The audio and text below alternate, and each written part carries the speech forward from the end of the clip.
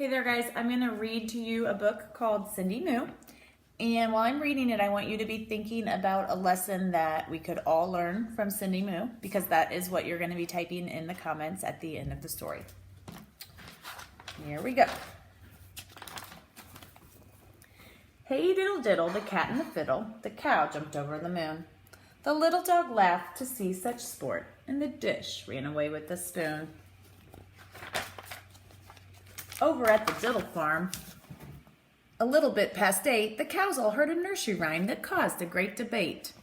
Diddle cows stood in the barn and listened to each word about the cow that jumped the moon, amazed at what they heard. Across the moon, cried Buttercup. No way, said Honey Bun. The moon's too high and much too far. It simply can't be done. And as the cows scoffed at the thought, a voice came loud and true. Why can't a cow jump to the moon? That voice was Cindy Moo. The cows began to argue. Each took a different side, but in the end they all confessed that none of them had tried. So Cindy Moo raised up a hoof and said that it was true. If that cow could jump the moon, by golly, I can too. As Cindy Moo waltzed to the field, the others gathered round. She jumped that moon with room to spare in one grand bovine bound. She pawed her hooves, she shook her head, she ran and picked up speed, and with a mighty moo, she jumped across a prickly weed. Told you so, said Honey Bun. Too bad, said Buttercup. Cows weren't meant to jump the moon. Why don't you just give up? But Cindy Moo ignored her friend. She'd made a solemn vow. She'd jump across the silver moon as soon as she knew how. The next night after grazing, she caught a stunning sight. The moon was perched upon the hill, a ball of silver light. Cindy Moo let out a snort and charged up to the top. But when she reached the grassy peak, she skidded to a stop.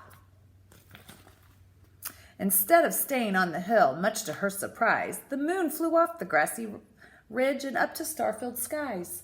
Cindy Moo plopped on the ground. Would it be for naught?